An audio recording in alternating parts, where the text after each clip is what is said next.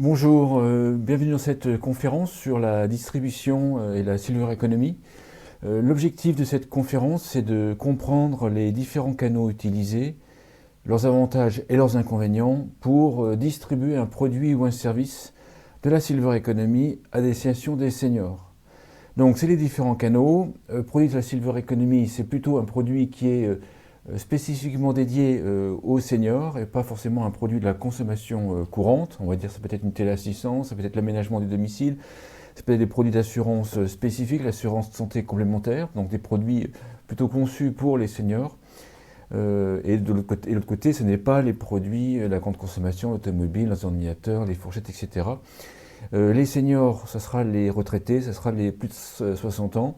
Faut savoir qu'en France, la Silver Economy a été calée quand même sur le troisième âge ou le grand âge. Lorsque vous assistez à une conférence sur le marché des seniors, vous apercevez qu'on parle de quoi? On parle de téléassistance, de maintien à domicile, de dépendance, de personnes fragilisées, etc. Là, on est un peu plus large, mais on n'est pas sur le marché des seniors, on est sur la Silver Economy. Le marché des seniors, je vous rappelle, pour moi, c'est la consommation globale de tout produit, spécifique ou non spécifique, pour les seniors et par les seniors. Donc, le sommaire de cette présentation, on va voir des stratégies B2C, en tout cas B2C au sens large, vous verrez, des stratégies B2B2C, donc en commercialisant votre produit via l'intermédiaire des prescripteurs, par exemple, et quelques éléments de réflexion stratégique pour vous faire un petit peu, avancer les débats et un petit peu faire réfléchir sur comment j'aborde la situation. Donc, qui je suis? Je suis Frédéric Serrière, sur le marché des seniors depuis 1998. On a un cabinet de conseil qui s'appelle Global Aging Consulting, qui est historique, donc la marque a changé, mais on a une expérience depuis 1998. On est français et la tête de pont est à Berlin maintenant. En France, on est présent à Grenoble. Et dans le monde, on s'est fédéré avec d'autres pionniers du marché des seniors comme moi à l'époque. Et on est présent dans pratiquement tous les pays développés, en Asie, en Amérique, en Australie, pratiquement tous, pays développés, pays vieillissants, bien évidemment. En France, vous avez ageconomy.com, ie.com, qui est un site d'analyse. Vous avez le think tank, Age Economy, c'est plutôt, on organise plutôt des soirées entre DG et PDG autour d'un invité d'honneur, c'est à Paris, là on va les reprendre à Paris en 2022 à cause du Covid, Berlin et Londres. Ensuite, certains me connaissent via l'émission qu'on produit, que j'anime, qui s'appelle Le Grand Entretien, où je suis face à face avec un dirigeant ou une dirigeante d'entreprise ou d'organisation, et aussi le grand débat, où on prend un sujet et on débat à plusieurs sur le sujet. Donc c'est Silver Economy et marché senior, c'est une information qui est business. D'abord, le postulat, avertissement, comme à chaque fois lorsque je réalise une présentation, je n'ai pas la science infuse, je n'ai pas forcément la vérité innée, donc des présuppositions, des postulats, des avertissements. Les enseignements de cette vidéo doivent être analysés en fonction des particularités de chaque projet est spécifique, et donc ce que je vous donne c'est assez général, précis mais général, et votre problématique peut être particulière. Cette vidéo vous propose une vision parmi d'autres. Il y a plusieurs façons de voir le marché senior. Tous les experts, entre guillemets, ou les spécialistes du marché senior ne sont pas d'accord entre eux. Je ne suis pas d'accord avec certains confrères sur le même sujet. Et j'ai coutume de dire, pour ceux qui me connaissent, que chaque vision est juste depuis son point de vue. Seule une partie des solutions est exposée dans cette vidéo, c'est toujours ce que j'explique aussi, il y a une partie, c'est comme un iceberg, il y a la partie émergée qui est publique, on vous la donne de façon à pouvoir un petit peu gagner du temps. En dessous de la surface, il y a une partie qui va dire qui est importante, c'est cette partie qu'on vous donne, et il y a une partie qui est stratégique, bon là on la garde pour nous, pour nos missions de conseil, et puis également une partie ad hoc qui appartient à des clients, et bien sûr nous ne diffusons pas ces informations.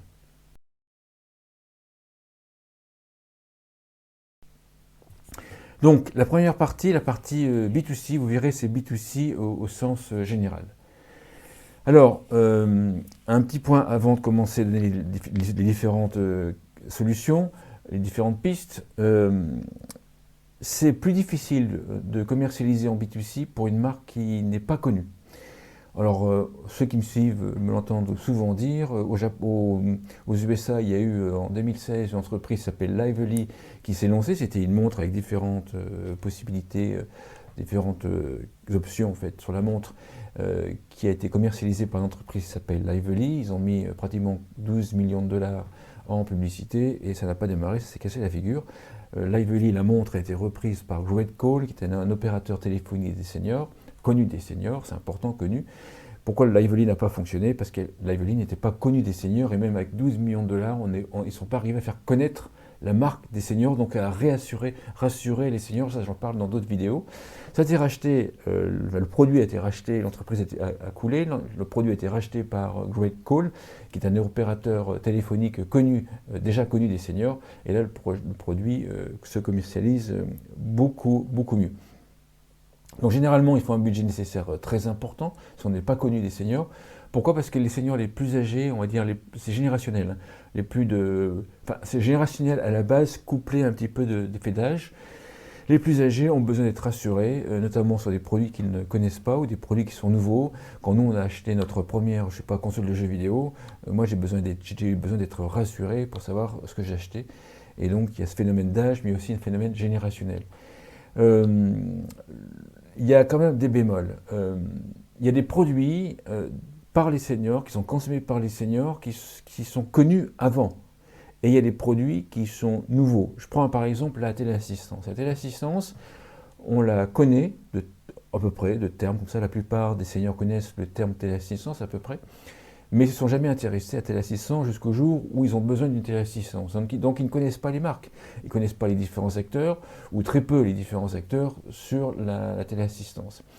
Donc le fait qu'on ne connaisse pas la marque, on ne s'est jamais intéressé jusqu'au jour où on veut une téléassistance, et là on s'intéresse aux différentes marques, c'est comme si vous rentrez dans une forêt où il y a plusieurs chemins, la personne qui va rentrer par le nord-est ou par le sud-ouest va rentrer dans la forêt, va avoir différents arbres qui correspondent à des fabricants de téléassistance ou des offreurs de téléassistance.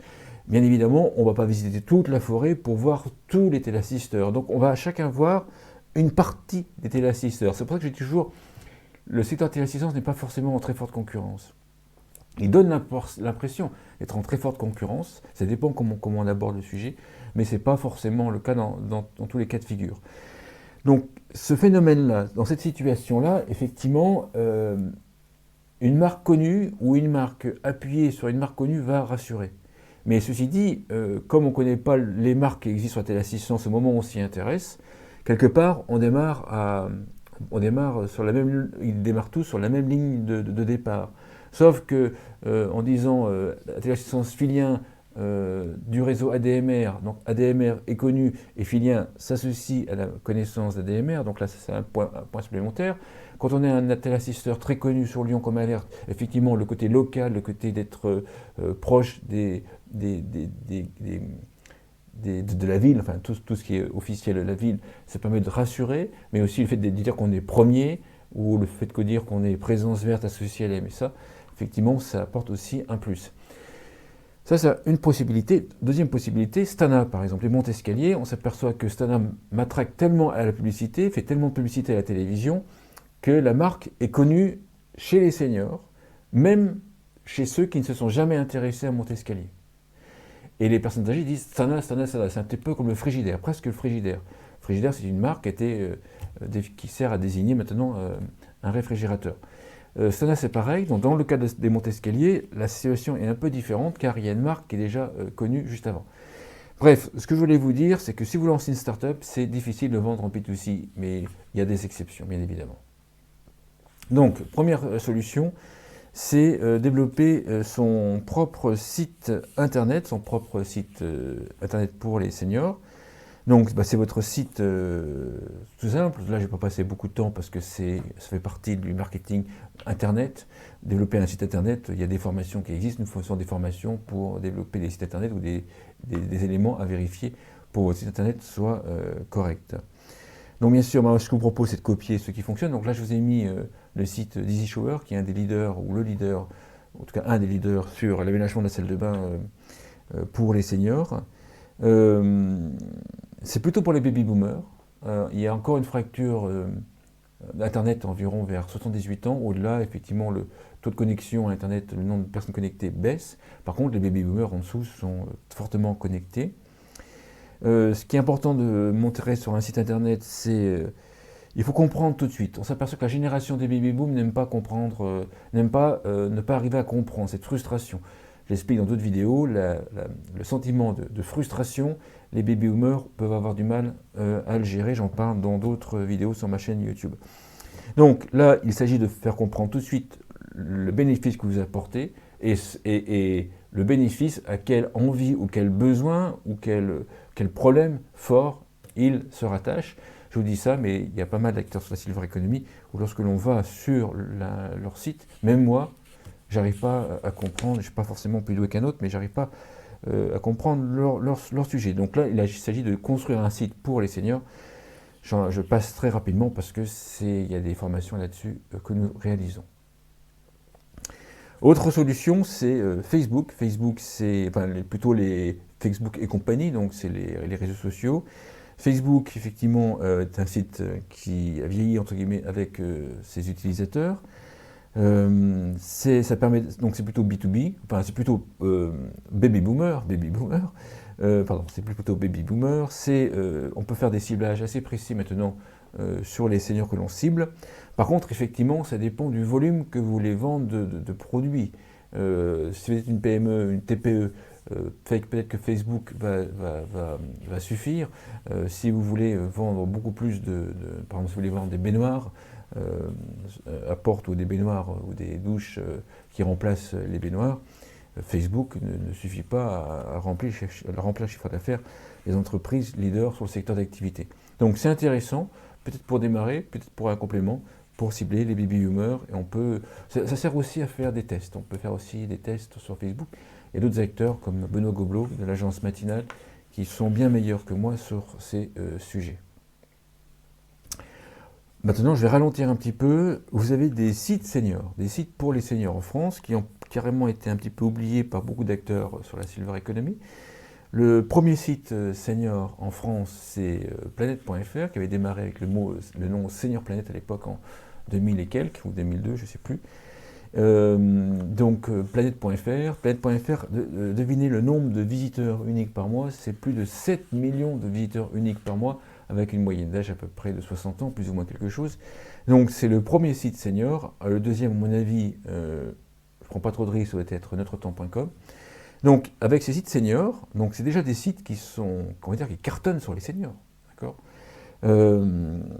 C'est des sites, donc Planète regroupe aussi un site qui s'appelle Medisite et un autre site qui s'appelle e-santé.fr. Donc vous pouvez toucher beaucoup plus que d'ailleurs 7 millions. Le groupe Planète Média, c'est 1 million de visiteurs uniques par mois. C'est le plus gros, le plus gros éditeur le plus gros éditeur de sites internet pour les seniors. C'est eux qui ont le plus de fréquentation sur le site. Avec eux, vous pouvez faire quoi? Vous pouvez faire de la publicité classique, des bannières, machin, etc. Vous pouvez proposer des accords de partenariat, parce qu'en fait, regardez j'ai fait un grand entretien avec le directeur Monsieur Coquard, le président du directoire de Planète Média qui possède Planète.fr, et où il explique les différentes possibilités de travailler avec lui. Et on a la possibilité d'avoir des partenariats avec lui, notamment sur tout le côté serviciel qu'ils sont en train de lancer.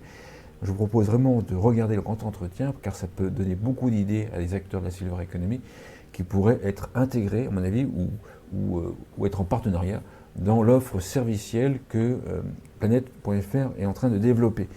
Et ensuite, vous pouvez faire du marketing direct, parce que bien évidemment, ils ont beaucoup de visiteurs uniques par mois, mais ils ont aussi une très grande base de données de seniors. À mon avis, c'est une des plus grosses bases issues d'un site, un senior. Et vous pouvez également faire du marketing direct plus ciblé. Ce que je sais, c'est que les clients, en tout cas les partenaires de Planète.fr, notamment dans le marketing direct, sont très contents. Donc voilà, c'est un point que beaucoup ont oublié, mais les sites seniors existent aussi.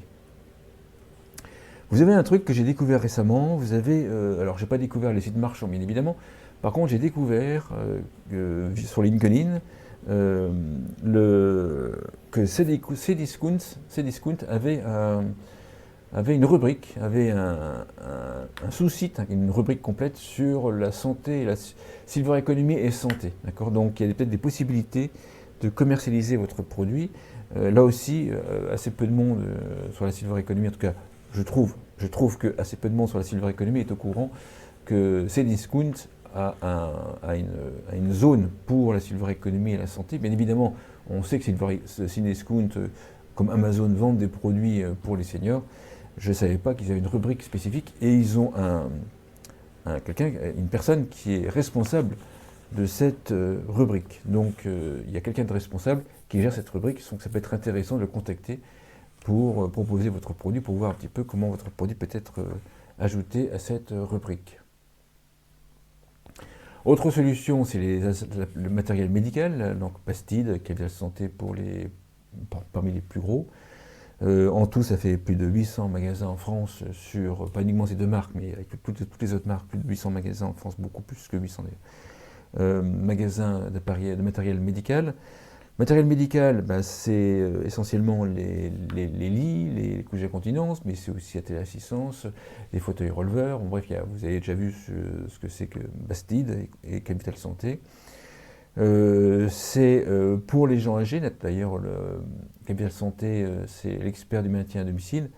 Il y a deux, à mon avis, il y a deux cibles. Il y a une cible qui est plutôt les gens maintien à domicile seniors, mais il y a aussi tout un axe qui est par rapport au retour de spécialisation.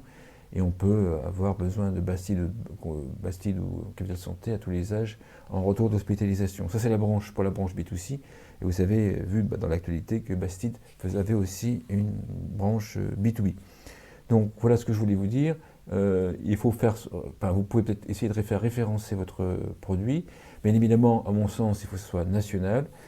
Puis bien sûr, il faut avoir un produit qui permette également de laisser une commission, bien sûr, une marge à ces magasins. Donc comme c'est des magasins, il y a une marge qui est spécifique. Autre point que certains connaissent, c'est évident qu'on connaît les pharmacies, mais qu'on peut oublier, il y a des acteurs sur la silver economy qui utilisent en fait les pharmacies pour commercialiser leurs produits. Un des meilleurs exemples, c'est les piluliers. Vous savez que STI Plastics, qui est le leader français des piluliers avec sa marque Pillbox, entreprise française, ils ont pratiquement 80% du marché des piluliers, et c'est en grande partie parce qu'ils commercialisent leurs piluliers via les pharmacies avec un grossiste bien particulier. Les pharmacies, on ne va pas aller voir toutes les pharmacies une par une, il y a des grossistes qui existent, et des grossistes qui sont plus ou moins importants et plus ou moins performants. ST Plastic a le grossiste ou un des grossistes les plus performants, et c'est ce qui explique le succès de ST Plastics dans les pharmacies. Dans les pharmacies, il y a quand même des points importants, c'est que votre produit doit être auto-vendable, c'est-à-dire en fait les personnes âgées ou les seniors ou nous-mêmes, on doit aller dans les magasins, dans les pharmacies, aller dans les rayons et comprendre tout de suite, sans avoir besoin de trop d'aide du pharmacien qui a autre chose à faire, on doit comprendre votre produit, votre service. Je dis ça, c'est pas forcément le cas de tous les produits. Donc il y a un packaging, déjà ça sélectionne les produits qu'on peut vendre en pharmacie, c'est plutôt des produits qui sont connus ou alors proches de la connaissance des seniors, facilement compréhensible, et l'idée c'est de faire en sorte que le produit soit auto-vendable avec le moins d'assistance possible par le pharmacien qui lui est saturé, qui est sursaturé par les médicaments, notamment avec le Covid c'est encore pire. Et également, s'il y a besoin de SAV, il faut que le SAV ne soit pas fait par le pharmacien, mais soit fait bien sûr par vous qui commercialisez le produit. Mais c'est évident, mais ça doit être clair sur l'affichage, sur le packaging que vous avez pour que ce soit vendu en pharmacie. Et bien sûr, après, il faut laisser une marge, bien sûr, aux pharmaciens. Donc, pharmacie, renseignez-vous, il y a des grossistes qui sont très performants et qui permettent de vendre vos produits en pharmacie. Les commerces indépendants, on va prendre l'exemple d'Ordissimo. Ordissimo, vous savez, c'est la marque connue, la première marque connue d'ordinateurs simples d'utilisation, puis même de tablettes, puisqu'ils ont racheté une entreprise américaine sur une très grande tablette. Au début, Ordissimo, sans tout dévoiler, Ordissimo a essayé de vendre en direct dans les grandes surfaces. Ce n'était pas forcément accepté par les grandes surfaces ou par pour les magasins spécialisés, comme la Fnac, etc. Et donc, ils ont développé un réseau de petits commerces de proximité indépendants, souvent d'appareils informatiques. Et ils ont maillé ce territoire, et c'est la France qui est maillée avec des centaines de petits commerces comme ça qui redistribuent Ordissimo. Ce n'est pas le seul canal de distribution d'Ordissimo, il y a aussi Internet, il y a aussi d'autres canaux. Maintenant, je sais qu'ils sont dans des plus grandes surfaces, plus grands magasins, mais ils ont bien développé les commerces indépendants spécialisés. Donc on peut regarder, donc ça prend du temps bien sûr au début à créer ce maillage, mais après le maillage il est quand même assez solide, et ça permet à Ardissimo de vendre une grande partie de ces ordinateurs. Donc on peut imaginer, quel que soit le produit que vous faites, d'imaginer des commerces qui soient le plus cohérents pour vendre votre produit ou votre service en France, et que vous créez un réseau en fait.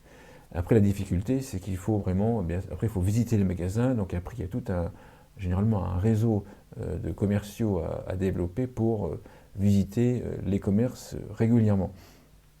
Il faut simplement qu'il y ait une cohérence, et en fait les seniors, les plus âgés notamment, attachent une importance à être, je vous le disais, à être rassurés. Le fait d'être rassuré, ça peut être la marque, le côté vu à la télévision, le côté garantie, etc., le côté recommandation par un ami, par un expert, mais c'est aussi le fait que de la compétence que eux attribuent à celui qui propose le produit. C'est-à-dire qu'en fait, il faut que ce que vous vendez en fait soit commercialisé dans un commerce, dans un type de commerce que les seniors jugent crédible et cohérent pour vendre votre produit, votre service. C'est évident en lisant comme ça, mais ce n'est pas forcément tout le temps le cas. Donc il faut, à mon sens, on verra après, co-concevoir cela, en tout cas au moins tester avec les seniors de façon à pouvoir identifier les commerces qui sont les plus cohérents pour commercialiser votre produit ou votre service. Après, certains sont en train de faire au niveau local des accords avec les petits commerces. Vous voyez, je fais une petite différence. Là, d'un côté, juste avant, c'était les commerces qui étaient, on va dire, vous ciblez, vous détectez, vous identifiez une typologie de commerce, vous les référencez en France et vous essayez de leur faire vendre votre produit, de leur faire distribuer votre produit, votre service. Là, c'est un peu différent. C'est en fait, vous avez une zone en question. Par exemple, vous avez vendu, par exemple, l'aménagement de la salle de bain, par exemple, et vous avez une agence qui commercialise ce type de produit. Et en fait, votre intérêt, c'est d'avoir des clients, des prescripteurs. Et on s'aperçoit que les coiffeurs, les commerçants du coin, les boulangeries peuvent être des prescripteurs pour vos produits dans certaines mesures. Et ensuite, vous reversez bien sûr une commission à ces prescripteurs en question. On s'aperçoit que certains acteurs du secteur, comme ils voient que la publicité qu'ils faisaient à la télévision, ou comme ils voient que la publicité qu'ils faisaient dans la presse senior donne plus forcément les mêmes niveaux de résultats, les mêmes performances qu'avant, ou, en tout cas, ou alors ce n'est plus suffisant par rapport au chiffre d'affaires qu'ils souhaitent atteindre, certains sont en train d'imaginer développer ce type d'accord avec des petits commerces. Et en fait, on va mailler sur une ville, j'allais dire le maximum d'accords avec des petits commerces qui vont faire la promotion pour vos produits, votre service. Et l'idée, après, c'est bien sûr de laisser une commission d'apporteur d'affaires à ces différents commerces.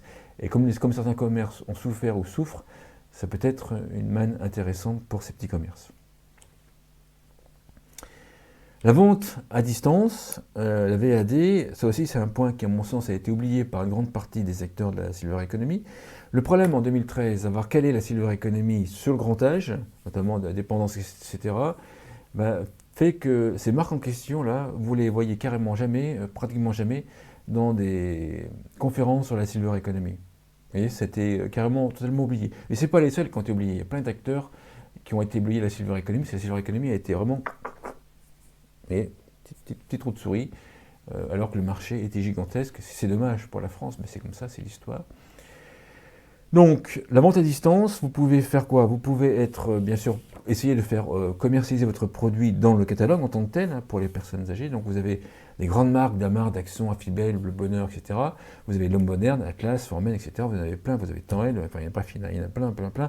Il suffit d'aller voir votre grand-mère, votre maman âgée, vous verrez qu'elle reçoit, si elle ne reçoit pas 10, elle reçoit au moins 10 catalogues par mois à tous les coups.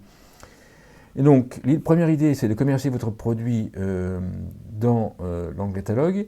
Deuxième possibilité, bien sûr, c'est sur leur site internet, Damar, Daxon, etc. Vous avez même Cédagile. Cédagile correspond à des seniors un petit peu ça se rapproche un petit peu du matériel médical. Hein. Alors, c'est pas matériel médical, mais c'est proche pour les plus âgés. Donc, c'est un produit de la Silver Economy qui est pour les plus âgés. Vous pouvez proposer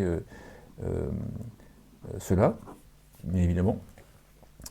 En asile colis, l'asile colis, c'est effectivement, vous savez que lorsqu'on reçoit un colis d'Amar, les personnes ouvrent leur colis, et il y a la boîte du colis, il y a la boîte de ce que vous avez acheté, et au-dessus, dans le pack, il y a des publicités pour d'autres produits, donc vous avez ce qu'on appelle l'asile colis, vous avez aussi vous avez d'autres trucs qui existent.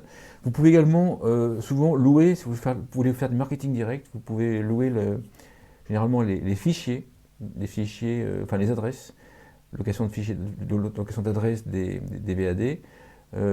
Donc là, il y a des gens qui sont bien meilleurs que moi pour ce marketing direct. Et donc, voilà les possibilités, catalogue, leur site, asile colis, location d'adresse. Et vous pouvez faire peut-être des partenariats avec eux. Par exemple, ils peuvent avoir un abonnement ou une remise. Vous voyez, des fois, il y a des... vous faites un achat, puis il y a un cadeau qui est remis. Il y a plusieurs possibilités avec eux. Voilà. Donc, mais regardez bien. Alors, Tanel est hyper intéressant pour des produits autres que autres que l'habillement. Il y a aussi Cédagile qui est intéressant. Cédagile est assez peu connu de beaucoup d'acteurs de la Silver Economy, mais Cédagile est aussi intéressant. Marketing direct, beaucoup l'utilisent. Beaucoup, aussi bien la téléassistance que les fauteuils releveurs. Enfin bref, il suffit d'aller voir votre maman ou votre grand-mère, ou votre grand-père, vous verrez qu'ils reçoivent énormément de marketing direct. Donc là, le marketing direct, c'est un vrai métier pour écrire, bien évidemment. Moi, ce que je vois, c'est qu'il ne faut pas écrire marketing direct de manière trop moderne. On s'aperçoit que certains avaient un marketing direct pratiquement écrit en simulant ce qu'on appelle ça, la machine à écrire, vous voyez, donc la typologie qui était utilisée. Bien sûr, maintenant, c'est plus machine à écrire, mais ça donne l'impression que c'est machine à écrire. Ces personnes-là, ces entreprises-là ont changé au bout d'un moment pour venir à des mailings beaucoup plus, en tout cas la lettre en fait, qui accompagne beaucoup plus moderne, beaucoup plus jeune, etc. Et ça donne moins bons résultats que ce qu'il y avait avant. Donc on voit certains sont revenus à la lettre de ce qu'il y avait avant. Donc pourquoi ça fonctionne bien? Parce que les seniors ont besoin d'être rassurés, comme je vous disais, ils ont besoin d'informations. Un moyen de les rassurer, c'est le label, la garantie, le fait d'être recommandé, etc. Mais c'est une marque connue, mais c'est aussi le fait que leur donner beaucoup plus d'informations sur un produit. Il faut bien cibler l'information qu'on leur donne, j'en parle dans d'autres vidéos, et on voit que ça fonctionne, bien sûr. Donc ça peut être mailing, emailing, papier, etc. Mailing, c'est plus pour les baby boomers, vous avez compris, papier, c'est plus pour les seniors, même si on trouve toujours des gens âgés qui sont sur Internet. Les baby boomers sont plus sur Internet que les plus âgés. L'importance, bien sûr, c'est la qualité du fichier. Donc vous avez des agences de marketing direct sur les seniors, comme Digital Baby Boomer, qui sont spécialisés dedans. Donc Monsieur Bozzi va pouvoir vous aider. On dit bonjour d'ailleurs, Monsieur Bozzi. Et donc il va pouvoir vous aider à trouver le bon fichier, etc. Ça se teste. En fait, il y a tout ces processus. L'important, c'est la qualité du fichier et comment est-ce que le fichier est obtenu. Bon, voilà, je vous dis que ça. Mais c'est les points que je juge importants à vérifier. Vente à domicile, donc vous avez la vente à porte où on frappe, effectivement. Vous avez les ventes type Tupperware. On peut imaginer que vous fassiez comme Stanome ou Tupperware pour vendre vos produits à domicile. Vous avez aussi les fabricants de monte-escalier ou de fauteuils releveurs ou alors de salles de bain, qui en fait vont mettre de la publicité ou une mailing, en fait, publicité à la télévision, publicité dans la presse senior ou un mailing. Ensuite, la personne âgée reçoit le mailing ou découpe le couponing dans Notre Temps ou Pleine Vie, par exemple, envoie le mailing à la société qui fait la publicité. La hotline va recevoir le mailing, va recevoir le couponing, va prendre son téléphone, va appeler la personne, va prendre un rendez-vous, puis là, il y a un commercial qui va venir avec prendre des mesures et puis vendre sa baignoire, son fauteuil, son monte-escalier, etc. Donc c'est des acteurs qui fonctionnent comme ça. Je récupère en fait des gens intéressés par mon produit, donc marketing direct, avant publicité à la télévision, publicité dans la presse senior par exemple, ou d'autres, ou Internet. L'outline va appeler, prendre rendez-vous, le commercial se déplace. Donc c'est une sorte de, bien sûr, c'est la vente à domicile, avec où on se déplace. Donc voilà ce que je voulais parcourir en B2B, oui, en B2C c'est très large. Il y a d'autres possibilités, vous pouvez très bien commander, il y a plein de possibilités, vous pouvez commander des produits, vous pouvez, sur plusieurs acteurs de la silver economy, même si ce n'est pas français, se regrouper, vous pouvez vous regrouper pour faire une opération commune, hein. Vous pouvez faire du groupement, j'en reparlerai plus tard. Donc il y a beaucoup d'autres possibilités, il y a des hybrides, dans tout ce que je vous ai dit, bien sûr, il y a des possibilités d'hybrides que l'on peut faire. On peut faire des associations entre le matériel médical avec une promotion sur Internet ou notre temps, etc. Donc, bref, on peut mixer cela dans tous les sens. Donc voilà pour la partie B2C.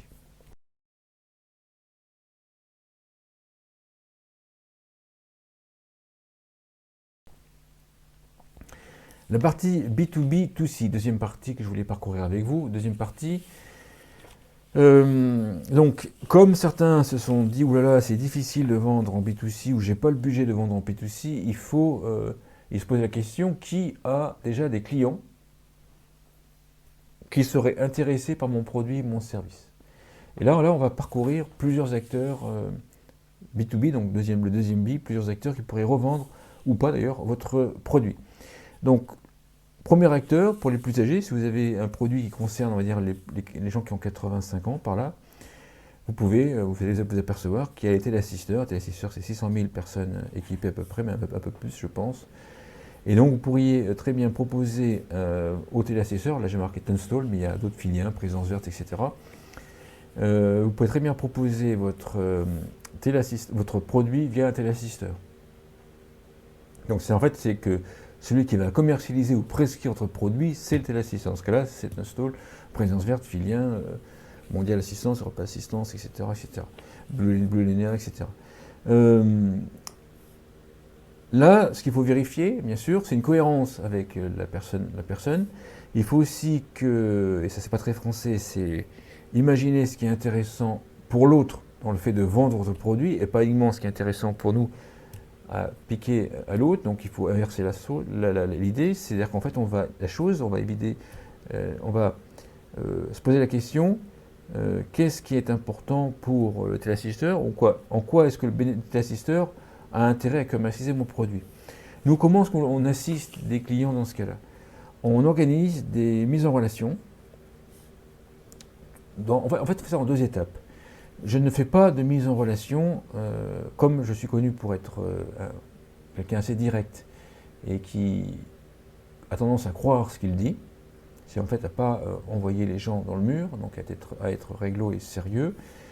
Je ne recommande pas de produits de service si je ne suis pas certain que le produit est intéressant, que vous êtes sérieux et que votre entreprise est sérieuse aussi. Il faut les trois piliers et donc ça se fait par la confiance, c'est la confiance, ça se fait de manière émotionnelle. Donc, on passe par une première phase, c'est une phase de réflexion, de brainstorming, c'est en fait mise en relation, non pas pour que vous commenciez à vendre votre produit, mais pour réfléchir avec, par exemple, si vous voulez commercialiser un produit via Tunstall, l'idée c'est de faire un brainstorming avec le dirigeant, avec Alain Monteux par exemple, qui dirige Tunstall, pour qu'ensemble on réfléchisse sur comment votre produit peut ou pas s'intégrer dans une offre de Tunstall. Donc là c'est une sorte de brainstorming. Et on fait ça avec 4 ou 5 téléassisteurs. Et c'est seulement une fois qu'on a défini l'intérêt, qu'est-ce qui est important pour eux, qui est rempli par votre produit, comment est-ce que votre produit ou votre service peut être commercialisé facilement avec les contraintes d'un téléassisteur, eh ben, on va faire une mise en relation avec plus de téléassisteurs. Je parlerai après qu'il y a quand même un ordre dans lequel il faut aller voir un téléassisteur, parce qu'il y a des téléassisteurs qui s'entendent plus ou moins. Et donc, l'ordre dans lequel on va voir un téléassisteur et on s'associe avec les téléassisteurs, est très important pour ne pas se cramer tout le secteur d'activité. J'en parlerai juste après. Donc ça, c'est bien Téléassisteur. On peut faire pareil avec les assureurs et les banques. Vous avez certains assureurs, par exemple comme la Massif, mais pas que, en fait, bien évidemment, ils sont en train de détecter des produits et des services qui peuvent être intéressants pour leurs bénéficiaires, pour leurs assurés. Et là, ça se passe pas par des rencontres, par de la veille, par des rencontres. Donc c'est là que c'est intéressant de passer dans mon compte entretien, notamment parce que certains assureurs banquiers regardent mon compte entretien, donc ça vous apporte une visibilité. Mais pas que le compte entretien, vous pouvez passer dans d'autres choses. L'idée, c'est d'être identifié, parce qu'on s'aperçoit qu'ils font de la veille sur ce qui existe sur la silver economy, sur le marché des seniors, mais la veille prend du temps. Et donc, ils ne sont pas tout le temps en train de regarder toutes les conférences, donc il faut sortir du lot. C'est là que c'est intéressant de communiquer en B2B2C sur la Silver Economy. J'ai une vidéo spécifique sur ma chaîne YouTube, vous pouvez la chercher et la regarder. Ensuite, il y a des banques et des assureurs, il y a des banques et des assurances qui sont plus ou moins avancées sur la réflexion. Certains ne sont pas forcément intéressés par la Silver Economy, par des produits sur les seniors pour l'instant, en plus de leurs produits, j'entends bien évidemment, ils vendent aux seniors bien évidemment leurs produits de base. Ensuite, ça va se diviser grosso modo en deux. Alors, si vous voulez voir comment vous pouvez intégrer votre produit, votre service, vous avez une vidéo, un grand entretien sur ma chaîne YouTube de Isabelle Hébert, qui est la directrice stratégique à G2R La Mondiale, et qui explique les 5 ou 6 façons d'intégrer votre produit à un assureur. Très intéressant. Regardez voir la vidéo là. Donc Isabelle Hébert, directrice stratégique d'AG2R La Mondiale. Et donc, il y a deux grands canaux en fait. Il y a au moins 6 possibilités, si je me souviens bien dans la vidéo. Mais il y a 2 grandes visions. Beaucoup d'acteurs de la Silver Economy sont sur la branche sociale de ces différents acteurs, la branche sociale. D'autres sont sur la branche commerciale. Donc la branche sociale, c'est pour aider. Donc la branche sociale, c'est chaque année, un assureur ou un acteur de la prévoyance va choisir une thématique. Ça peut être l'alimentation, ça peut être l'année suivante, ça peut être l'aménagement des domiciles l'année suivante. Chacun fait ce qu'il veut. Donc ça peut changer, c'est pas forcément stable. C'est ce que je voulais vous dire. Et ensuite, la partie commerciale, c'est que c'est vendu par les commerciaux à tout le monde. Donc quand on voit des acteurs de la Silver Economy être avec ce type d'acteurs, il faut regarder à qui ils sont. Est-ce qu'ils sont dans la branche sociale ou est-ce qu'ils sont au commerce, dans le commercial directement, dans l'offre classique. Et vous verrez qu'il y en a beaucoup plus qui sont dans la branche sociale qu'ils sont dans la branche classique de la banque et assurance. Vous avez des banques qui sont plus ou moins en avance également sur ce sujet-là. Crédit Agricole dans les territoires sont très en avance. Vous avez la Banque Populaire Val-de-France qui a beaucoup également réfléchi sur le sujet. D'autres vont commercialiser leurs produits via les services à domicile. Donc pareil, les services à domicile, on va dire c'est 85 ans et quelques, peut-être un peu moins quand même, j'en sais rien. J'en sais rien, c'est à peu près, on va dire c'est 85 ans plus ou moins 5 ans, d'accord. Et donc c'est très large. Après il y a une courbe de Gauss. Donc on peut commercialiser. Comment en fait la logique, c'est comme le service à domicile est au contact de la personne, a la confiance de la personne, et souvent chez la personne, et pas uniquement à l'entrée du domicile, l'auxiliaire de vie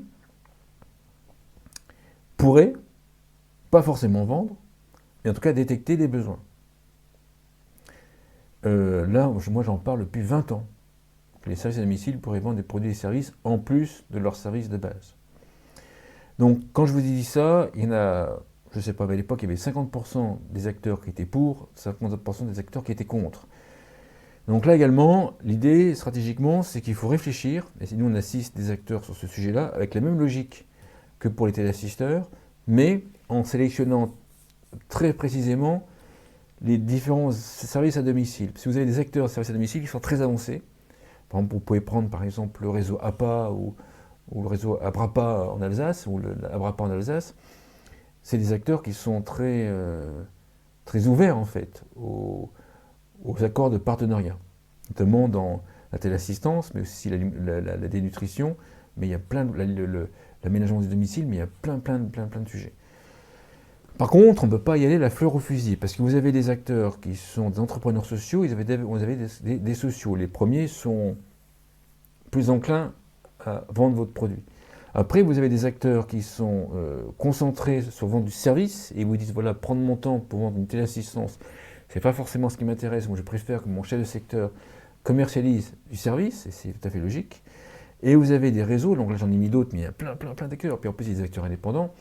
Général de service, par exemple, pour moi, c'est un des réseaux les plus, avec Didier Château, les plus avancés dans leur réflexion, et puis dans le côté opérationnel, de vente de produits en plus du service de base. C'est en fait, lorsque vous allez voir certaines agences, ou les agences de général de service, vous avez certains showrooms, des montes-escaliers, et d'autres produits qui peuvent être vendus en plus. Vous voyez, donc en fait, certains s'orientent carrément, vraiment dans cet axe-là, et d'autres ne veulent pas y aller.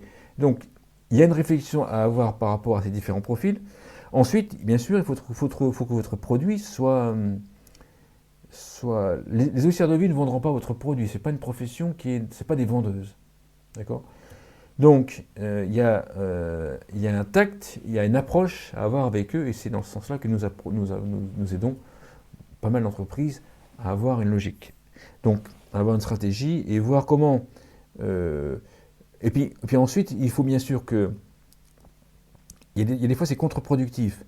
Encore aussi, là aussi, il faut réfléchir comme un Allemand et pas comme un Français. C'est qu'est-ce qui est important pour l'autre et comment je peux aider avec mon produit à remplir l'objectif de l'autre et ce qui est important pour l'autre. Ça aussi, c'est une réflexion qu'on a avec beaucoup d'acteurs sur la silver economy, notamment dans les services à domicile. Et vous allez vous apercevoir que des fois, le service à domicile n'a pas intérêt à revendre un produit ou un service. Vous allez voir par exemple un sujet par exemple. Vous avez actuellement des cartes de paiement des courses qui apparaissent. Comme en fait, l'idée, je la fais courte, mais l'idée c'est que le service de vie prend l'argent de la personne âgée pour faire les courses, il peut y avoir donc il y a l'argent liquide qui circule dans les mains de la service de vie. D'autres c'est des chèques, voilà, très peu de cartes bleues. Il y a des cartes bleues spécifiques dédiées aux courses qui sont réalisées.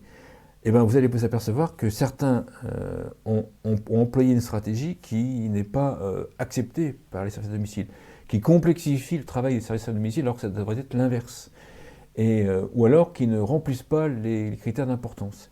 Donc ça, c'est un exemple où, parmi ces acteurs, en fait, l'approche n'est pas la bonne pour les services à domicile. C'est dommage, parce que certains acteurs sont très avancés et n'ont pas la bonne approche. Autre solution, bien sûr, c'est les départements. Donc là, c'est plutôt par appel d'offres, les CCS, les départements, etc. Vous avez les départements, par exemple, ou des agglos, des métros, des métropoles, qui proposent la téléassistance, par exemple. Donc là, c'est un appel d'offres. Les téléassistants répondent aux départements. Donc là, c'est pareil. L'idée, c'est de bien comprendre les attentes de ces départements en question pour pouvoir apporter un plus dans l'appel d'offres. Parce que des fois, il y a le prix qui compte, mais aussi... en fait, les départements vont être, si je ultra résume, ils vont devoir s'occuper, avec l'arrivée des baby boomers, ça va être encore pire, ils vont devoir s'occuper de plus de personnes âgées à domicile, puisque ceux, pour l'instant, qui versent l'APA, le plus de personnes âgées à domicile, avec des budgets réduits, ou en tout cas maximum contraints, identiques, d'accord? Donc, si vous parlez à un directeur d'autonomie, il doit s'occuper de plus de personnes âgées avec un même budget. Donc, l'idée, c'est de présenter, entre autres, de présenter votre service comme un moyen de réduire, en fait, en tout cas de l'aider dans cette quête de s'occuper de plus de personnes âgées avec moins de budget. Et donc, si vous regardez la téléassistance, par exemple, sur Toulouse, par exemple, elle est donnée gratuitement aux personnes âgées. Les personnes âgées sont équipées plus jeunes en téléassistance. Il y a, normalement, théoriquement, ça fait baisser, en pratique, ça fait baisser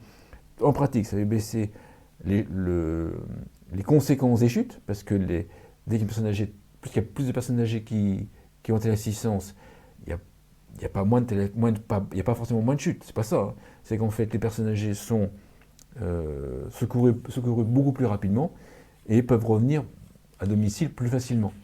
Il y a moins de risques derrière. Donc après, derrière, on devient moins dépendant et le département verse moins d'APA, par exemple. Vous voyez, donc il faut juste, encore une fois, réfléchir comme un Allemand et associer votre produit à ce qui est important pour le département. Caisse de retraite, prévoyance, AG2R La Mondiale, très très présent sur la silver economy. avec notamment Romain Gano, qui connaît de manière très bien la Silver Economy. C'est toujours intéressant de discuter avec Romain parce qu'en fait, il connaît très bien ce qui peut être intégré ou pas dans une offre AG2R La Mondiale. Donc, vous voyez, vous verrez que AG2R La Mondiale a plusieurs labs, un lab sur le domicile, un lab sur les EHPAD et puis un autre lab, je ne sais plus lequel. Donc, ils ont des programmes, ils financent des appels à projets, des concours, notamment par exemple le concours avec le Medicalps à Grenoble, mais aussi ils soutiennent aussi Silver Valley par exemple. Donc c'est très intéressant de suivre AG2R La Mondiale, et après on peut s'apercevoir que par exemple, quand on voit par exemple Ernesti, qui c'est les gardes de nuit par des étudiants, ou d'autres acteurs de ce style-là, on s'aperçoit que ces différents types d'acteurs, Clésia, mais il n'y a pas ça, il n'y a pas que ces deux-là, il y a aussi Clésia, etc., ProBTP, Clésia, etc., vont commander à ces startups 1000, 2000, 3000 unités, donc nuitées pour Ernesti, mais aussi d'autres sujets pour d'autres acteurs, vont commander et ils vont les proposer à leurs administrés. Bien évidemment, pour faire cela, bon, même si les gens comme Romain, maintenant, depuis longtemps, savent détecter très fortement ce qui a des risques, ce qui a des chances de fonctionner et ce qui n'a pas de chances de fonctionner, il faut arriver, bien sûr, auprès de ces acteurs en question, en ayant déjà des billes, en voyant déjà des chiffres sur les ventes. Il faut leur prouver que vous savez comment le produit va être proposé, quel bénéfice remplit quel besoin ou envie ou nécessité, enfin, de la personne âgée. Il faut qu'il y ait bien sûr une réflexion, et il faut aussi que ça fasse un bénéfice pour AG2R La Mondiale et Malakoff Humanis. Là aussi, regardez le grand entretien d'Isabelle Hébert, directrice stratégique de AG2R La Mondiale, et vous verrez, elle vous explique cela plus en détail. Ensuite, bien sûr, il y a d'autres possibilités. Là aussi, les acteurs c'est quasi illimité. Vous pouvez travailler avec les villes, par exemple, parce que les villes vont devoir aussi s'occuper, les agglos, de plus de personnes âgées à domicile, pareil. Vous pouvez, enfin bref, il y a plein de possibilités directes, plein de possibilités. Vous avez aussi des systèmes d'information, j'en dirai pas plus, mais je vous ferai réfléchir pour les trouver. Les systèmes d'information qui sont déjà au contact direct de différents acteurs que je viens de vous présenter. Et il y a ce médium, en fait, ces médiums, ou ces canaux, vous allez pouvoir toucher les personnes. Voilà. Donc en fait, on peut imaginer plein d'autres solutions plausibles. Et ça se passe, nous on fait en brainstorming. On fait des brainstorming avec des acteurs de terrain, et puis des acteurs complémentaires pour pouvoir imaginer d'autres solutions de commercialisation dans la Silver Economy.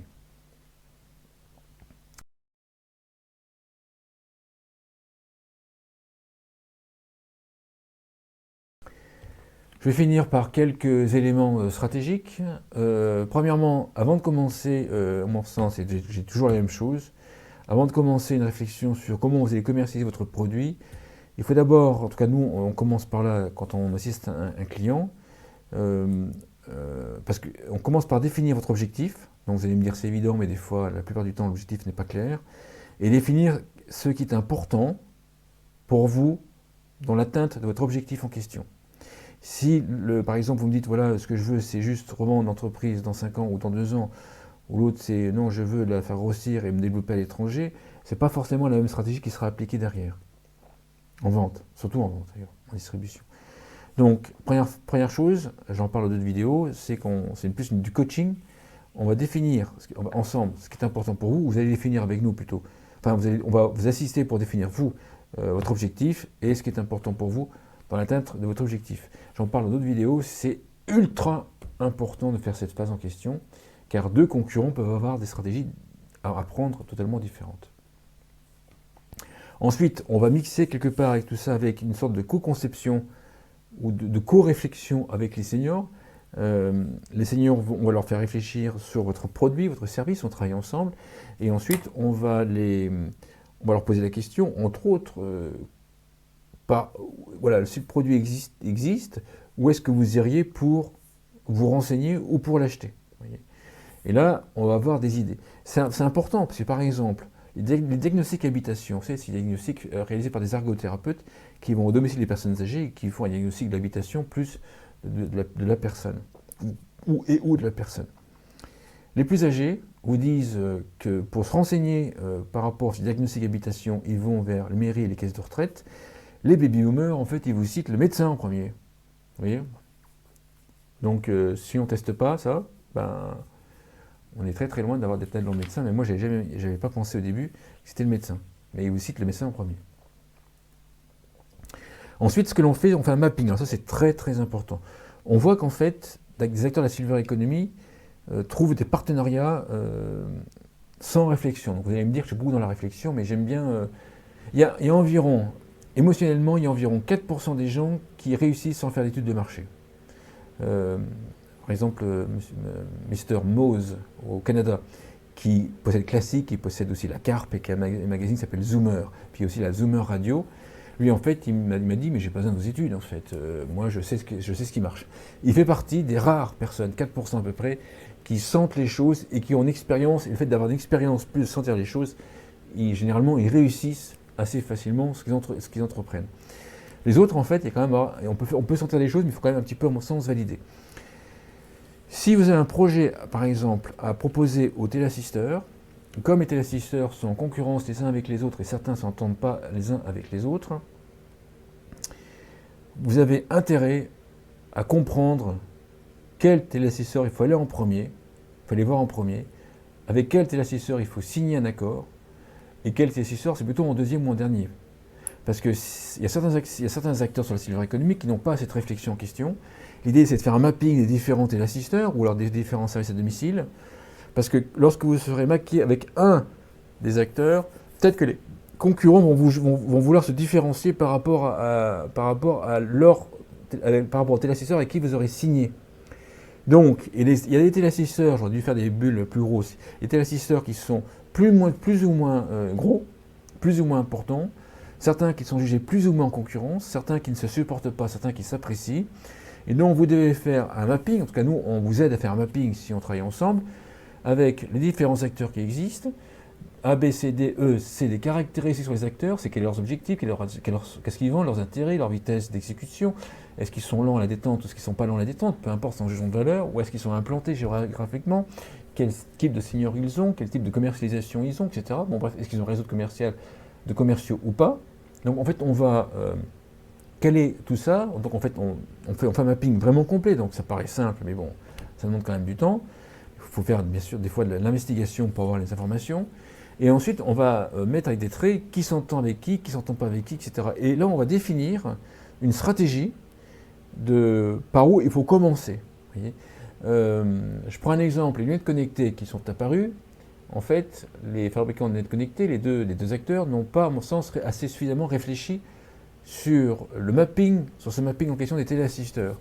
Et donc, ils ont signé des accords avec des assisteurs. Il n'y a pas de jugement, moi, je ne juge pas, c'est ni bien ni mal. Donc, toi, avec des acteurs, et le fait d'avoir signé à certains acteurs, ça les crame d'autres acteurs. Alors qu'il aurait pu, avec une stratégie adéquate, pratiquement signer, à mon avis, avec tous les acteurs téléassistance, ou quasi tous les acteurs d'assistance, mais ça demande de savoir qui s'entend avec qui et par qui il fallait commencer. Parce que vous pouvez signer avec un accord avec un téléassisteur qui ne soit pas jugé en concurrence avec les autres, mais qui soit jugé suffisamment fort et reconnu par ses pairs. Et là, vous pouvez faire une sorte de laboratoire ouvert et vous allez pouvoir donner des preuves de la réussite de votre produit en vente via les téléassisteurs en question. Mais ce que je vous dis, téléassisteurs, c'est aussi valable pour les services à domicile, hein, par exemple. Alors que vous en avez d'autres que vous allez être braqués tout de suite. Et il y a un des acteurs de lunettes connectées, il s'y est mal pris, à mon sens, il s'y est mal pris.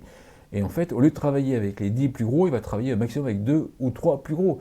Et il se sera cramé tous les autres en question pour le simple fait d'avoir pas réfléchi sur le mapping et d'avoir choisi un ordre dans lequel on choisit les téléassisteurs qui n'est pas réfléchi par rapport à son objectif. C'est dommage, hein. Et en plus, les acteurs qu'ils ont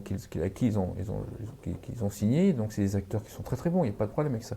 Mais ce n'est pas les plus gros acteurs. C'est dommage, hein.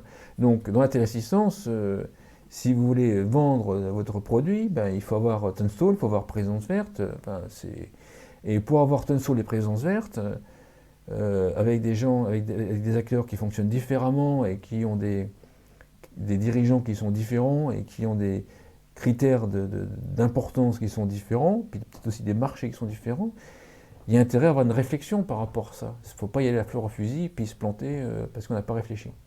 Oui. Et c'est là qu'en fait notre connaissance est en plus neutre sur le secteur d'activité, puis mon côté très direct, très franc et puis très objectif fait qu'on est capable de vous assister alors je ne dis pas qu'on va forcément réussir à 100%, mais en tout cas on ne va pas faire les principales erreurs qui vous crament un ou deux téléassisteurs. Ce que je viens de vous dire, c'est valable aussi pour les services à domicile. Pareil, exactement pareil. Donc ça demande de l'investigation, ça prend du temps, ça demande de la réflexion, ça demande de payer pour de la réflexion. Beaucoup ne payent plus pour la réflexion, bah, tant pis, hein. Et d'autres payent encore pour la réflexion, tant mieux. Ça demande de l'investigation pour savoir, pour connaître les gens, parce qu'en fait, une entreprise de service à domicile, c'est une entreprise, okay, il y a des valeurs d'entreprise, mais il y a aussi des valeurs du dirigeant. Et il s'agit de faire une stratégie pour se faire reconnaître par ces dirigeants en question. Encore une fois, c'est une confiance, une crédibilité. La confiance et la crédibilité, c'est on doit avoir la confiance et la crédibilité en votre produit, votre service, en vous qui proposez votre service ou votre produit, en vous, personne physique ou en vous commerciaux si vous êtes très gros, et en votre entreprise. S'il y a un des trois qui manque, ou si deux des trois qui manquent, ou si trois des trois qui manquent, alors là, mais même un sur les trois, vous signerez beaucoup moins de choses. Donc en fait, il y a à comprendre la psychologie des dirigeants des services de domicile, des dirigeants des deuxièmes billes, en fait, B2B, les deuxièmes billes, à comprendre la psychologie des dirigeants, leurs intérêts, etc., pour ensuite après faire une stratégie de qui on va en premier, avec quel discours. Et tout ça, ça se construit. Et tout ça, ça prend du temps pour ne pas se vautrer derrière. Parce qu'une fois qu'on s'est cramé avec un téléassisteur, par exemple, comme le monde de la téléassistance est petit, tout le monde le sait derrière que vous êtes cramé avec le téléassisteur en question. Et après, il faut relever. Il faut relever les choses et ça prend du temps à relever. Ensuite, moi ce que je vois, ça je crois beaucoup, vous avez tout intérêt à, notamment si vous commercialisez auprès des EHPAD par exemple, j'en parle pas ici parce que c'était pas le sujet, mais je vois des acteurs de la silver economy qui sont isolés et qui vont tous voir un par un les dirigeants des EHPAD. C'est quand même dommage en fait. À mon avis, il y a quelque chose à faire, un groupement de produits complémentaires. Un groupement, c'est pas forcément vous allez tous vous associer, hein, d'accord? C'est juste un groupement informel ou un GE, enfin ce que vous voulez. Et la force commerciale est mutualisée en fait, pour pouvoir aller voir tous les EHPAD par exemple. Vous voyez, si vous voulez commercier votre produit auprès de tous les services à domicile, alors là vous avez du boulot. Hein, vous voyez. Donc là aussi, il y a une stratégie à faire. Il y a aussi une stratégie de se faire connaître. En B2B2C, j'en parle dans d'autres vidéos. On aide aussi les entreprises à se faire connaître. Vous pouvez par exemple sponsoriser, on peut créer des émissions, le grand entretien ensemble. Par exemple, si vous voulez par exemple commercialiser un produit via les téléassisteurs en question, pour être proche des téléassisteurs, on peut très bien faire des émissions, le grand entretien, sponsorisées par vous. J'insiste, émission du grand entretien sponsorisée par vous. Et ça sera des débats dans lesquels on va inviter les téléassisteurs. Donc vous serez proche des téléassisteurs dans vos émissions, et vous faites des émissions pour les téléassisteurs. Et donc en fait vous serez perçu comme un acteur qui va être de référence par les téléassisteurs en question. Oui, le grand entretien, l'émission sert aussi à ça, sert aussi à avoir une crédibilité. Autant moi je passe dans le grand entretien tout le temps, puisque je suis présent tout le temps dans le grand entretien, et mon visage paraît partout, mon nom paraît partout, et dans tous les secteurs de la silver economy. Donc ça apporte une crédibilité, ça apporte une récurrence, ça apporte une crédibilité. Autant cette crédibilité, on peut également vous l'apporter. C'est pas la seule façon pour faire des petits déjeuners ensemble. L'idée, c'est de pouvoir aller signer, convaincre plus facilement les services à domicile. Si vous allez voir un service à domicile et qui a vu une émission ou qui est venu déjà à un petit déjeuner, et qui vous connaît autre que par des posts LinkedIn, parce que les posts LinkedIn, ça ne porte pas une crédibilité tout le temps. Hein. Mais si vous avez fait par exemple 6 émissions, on a fait ensemble 6 émissions, le grand débat, le grand entretien pour les services à domicile, et ensuite après c'est plus simple d'aller voir les services à domicile parce que vous allez pouvoir lui envoyer aux dirigeants, avant d'aller le voir, s'il n'a pas encore vu, les émissions. Et là, vous allez avoir une crédibilité. C'est en fait, on va dire, ma crédibilité à moi va dépeindre, en fait, vous allez bénéficier de ma crédibilité et bénéficier de la crédibilité de toute façon d'une émission débat sur le sujet en question. En plus, ce sujet est intéressant. Donc il suffit de voir sur ma chaîne YouTube, vous avez des vidéos qui sont sponsorisées, des émissions qui sont sponsorisées, et vous verrez que c'est très bénéfique pour les sponsors en question. Donc là, je faisais un petit peu ma pub. Donc voilà ce que je voulais vous dire dans cette vidéo. J'espère que j'ai pu faire avancer un petit peu votre réflexion sur le sujet. Les 15 premières demandes à cette vidéo, publiée le 24 mars 2022, les 15 premiers ont un entretien stratégique gratuitement avec moi ou avec un de mes consultants. On échange votre sujet en visio pendant 1 heure. Sur le sujet, c'est pas un truc de vente, on échange sur votre sujet et on vous apporte des premières idées. Donc on ne fait pas tout en 1 heure, on n'est pas non plus, on n'a pas la science infuse, mais on va déjà dégrossir votre sujet, répondre à votre question. Donc pour bénéficier, c'est gratuit. Les 15 premières, c'est gratuit. Vous envoyez un email à sariafrederic@gmail.com, sariafrederic@gmail.com. Voilà ce que je voulais vous dire dans cette vidéo. J'espère que j'ai pu faire avancer votre réflexion un petit peu. Je vous dis merci d'avoir regardé cette vidéo jusqu'à la fin. Merci beaucoup.